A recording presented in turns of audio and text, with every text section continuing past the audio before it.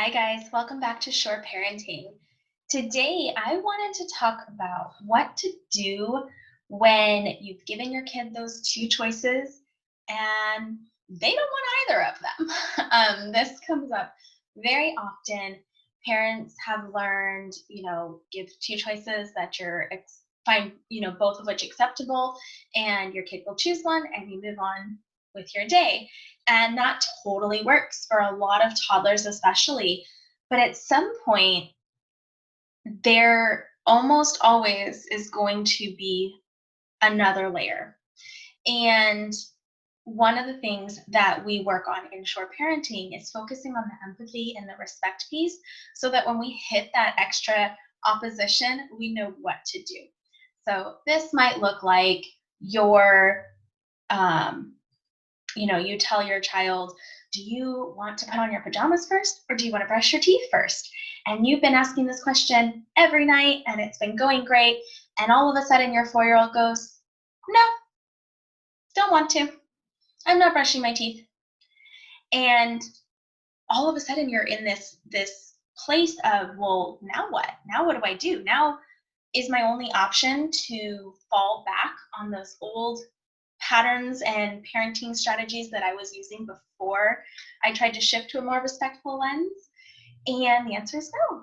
So, what we recommend in Sure Parenting is to really dig in to what your child is feeling. This is that empathy piece. All behavior is communication. I'm sure you've heard that. And when we're very young, our ability to express and explain our needs is kind of flawed. We're not great at it yet. And so when we are attempting to express our need in a less than favorable way, sometimes it feels to the parent like just bad behavior. The kids aren't bad. They're doing the best they can, just like we are as parents. We're doing the best we can. So the first step is to really think, what's going on under the surface here? What need isn't being met for this kid right now? The reason that two choices works so well, especially in toddlerhood, is because children have a need for control in their environment. And so when you are meeting that need by giving them some autonomy and giving them some choice, they feel very fulfilled and they have no problem going forward. But if there's another need popping up that's not being met, then you run into those roadblocks of, no, no, that doesn't work, because that two choice option isn't actually meeting the underlying need or one of the underlying needs. So I might think to myself, what is my 4-year-old trying to explain to me? A lot of times, especially at the end of the day, it is a resistance to breaking connection. They want to be connected to us. That's how they survive and thrive. That is the basis for their development, is a secure attachment.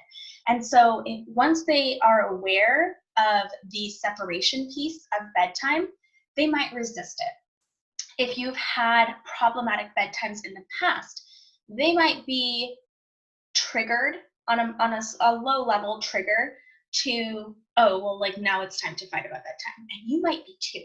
You might have already have the story playing in your head that bedtime sucks, we fight every night, it's always a thing, and you're coming at them with that energy. Do what I say, let's get this done. Come on, I want you in bed. I need to get on with my night. I have things to do. And that pushing away energy feels kind of yucky to a little kid. And so they resist it. And it makes sense they resist it. They're like, whoa, whoa, whoa, hold on. We've had this whole day where, we're connected, or we haven't. I've been in preschool all day, or I've been in school all day, or I've been in daycare all day. I want to be connected to you. I want to know that we have this solid, firm connection before I go away and leave you. And so it becomes really important to nourish that connection. A very simple way to pause yourself and dig deeper is simply with the question, what do you mean? So when my 4-year-old will say something like that, I'll go, what do you mean? And what's interesting is that helps my brain, right? I have to remember dealing with a little kid here. Their words don't always mean the same thing as my words. They have different ways of expressing themselves and their needs. And it invites them to explain themselves further. It shows them, hey, I do care about your needs here, so help me to understand. And a lot of times, it really has nothing to do with the teeth. He's happy to do his teeth. What it has to do with is some other thing. And it can be something like, well, I forgot my cubby, which is from Jake and the Neverland Pirates. He has a stuffed cubby that he sleeps with every night. Okay, so if that worry is on his heart and he's feeling like I'm going to have to go to bed and I'm not going to have my lovey and it's going to be really hard, he's worried, he's concerned. That concern is trumping his ability to just go along with bed routine, the bedtime routine. So I'll say, okay, great, let's grab cubby and then we'll brush your teeth and everything works fine. He might just say, I need a hug. Or he might not say it. He might just give me a hug. He might have some sort of pent up emotion or anxiety that he doesn't know how to express. And that's when it's up to me to use my adult brain that is fully formed, unlike his very underformed brain, and to guess. Are you feeling a little concerned? Are you feeling, we use the book, What to Do When You Worry Too Much. Um, and in there, they talk about worry thoughts. And so I might ask, do you have a worry thought that you want to talk about? And just exploring these ideas with them. For a very long time, it was super easy to just make it more playful. It was like, oh, wait a minute. Wait a minute. I'm the sheriff in town. I got to get those bad guy sugar bugs out of your mouth. One of my kids loved the rainbow sugar bugs. It was, I see a red sugar bug. Quick, get the red sugar bug. Now there's an orange one. Oh no, there's a yellow one. And I just go through the rainbow. Those things worked great for a very long time. And as they develop more sophistication and more ability to think deeper, they have other needs come up that they need us to attempt to understand. And so in any given situation, we want to try to meet both parents' needs.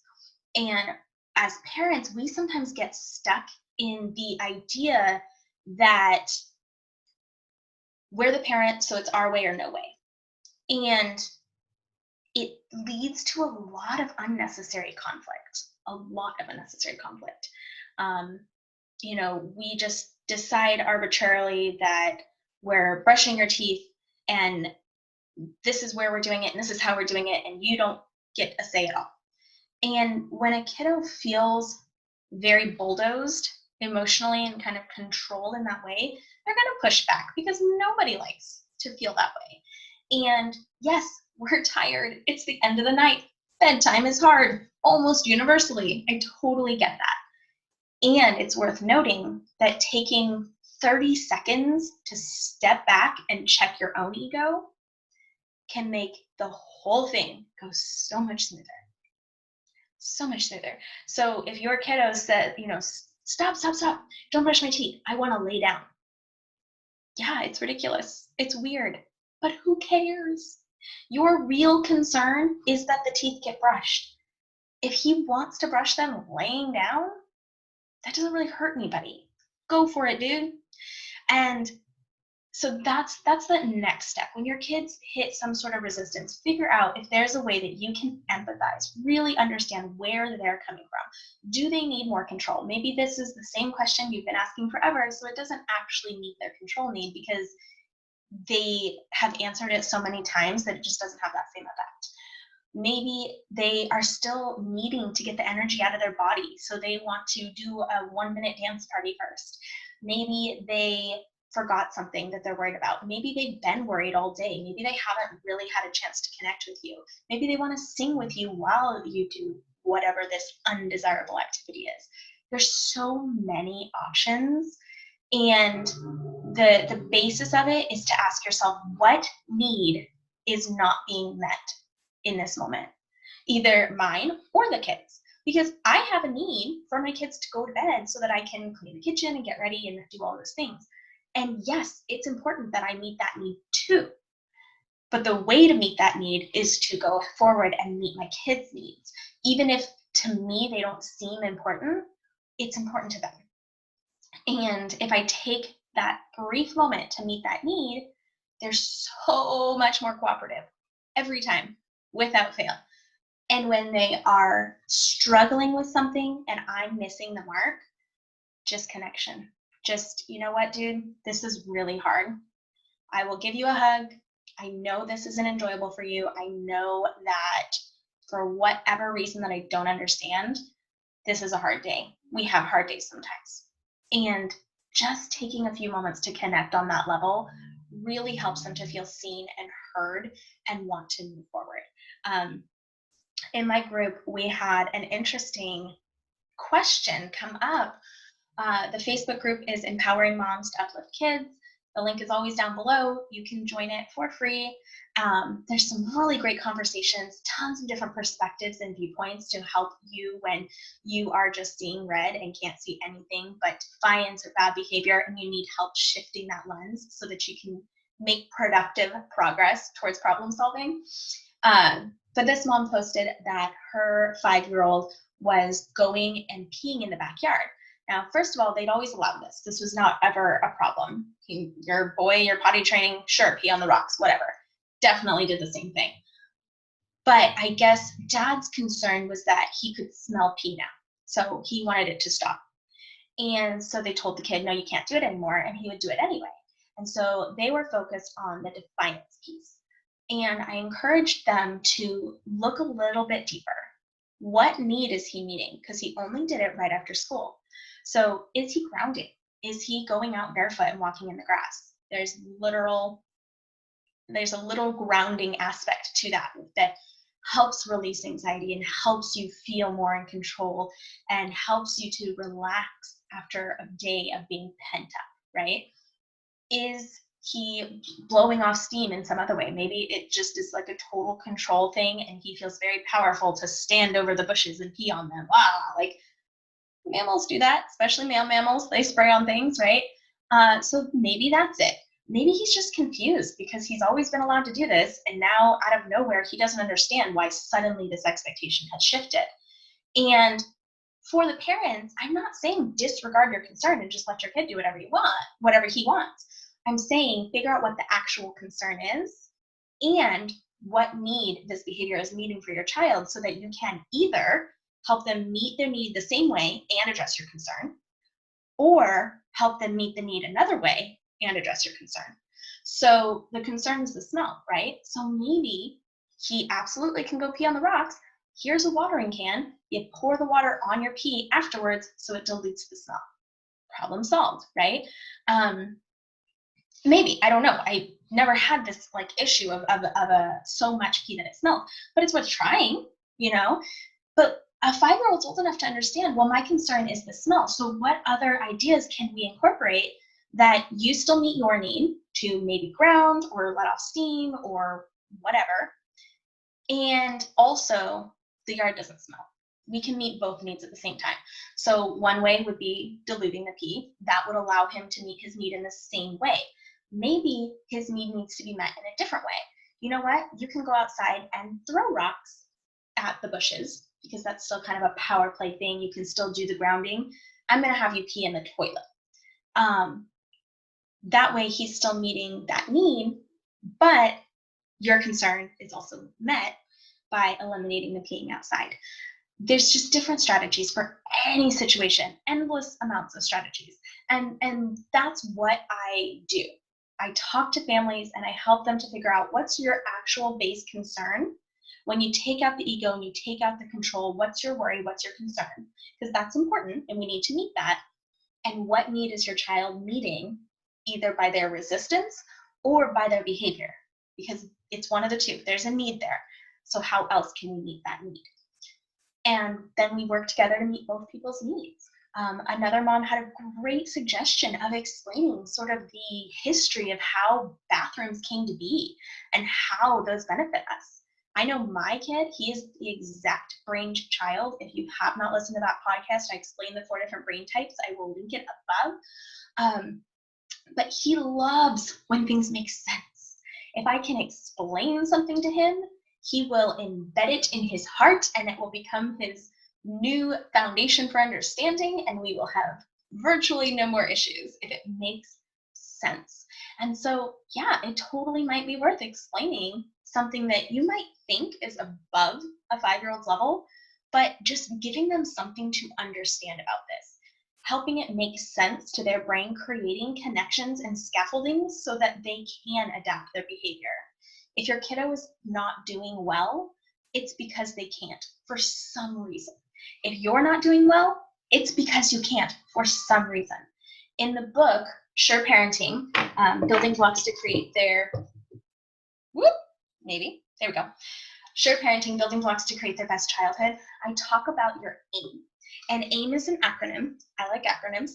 AIM. Your A is your assistance. How much help do you have? How much help do you need with this particular task? I is your information. How much information do you possess and do you need more? So often there's missing information that causes tons of miscommunication and confusion. And then your mindset. Is your mindset, my child will obey me? Or is your mindset, I'm helping my child learn how to navigate in this world? One is going to lead you to a lot of fights. One is going to lead you to a lot of empathy and respect. And ultimately, a lot of times, the same goal. You know, your goal is for your kid to go to bed. That's great. You can meet that goal in very, very different ways.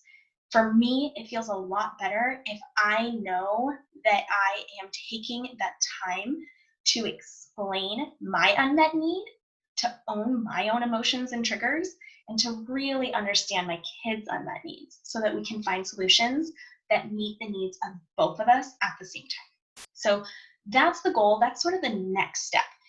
Is there value to the give 2 options and they can choose between those 2 options? 100%. Great strategy. If that strategy you feel has failed you, it's time to go to the next step. It's not that it's a bad strategy. It's not that it doesn't work. It's just that there's sometimes another level. So that is what we've explored here today. If you have more questions or you're dealing with a tricky situation that you're having a hard time piecing apart, please set up a free call at bit.ly/callsavvy. The link is always below. The URL is super easy to remember. And come join us. Join us in our Facebook group where you can type up your own questions and get answers from literally thousands of moms who have probably been there before or who can learn from the questions that you ask. So we love the community. I would love to have you be a part of it. As always, remember to subscribe so you can see these videos every Thursday when they pop up. And I will talk to you next week. Bye, guys.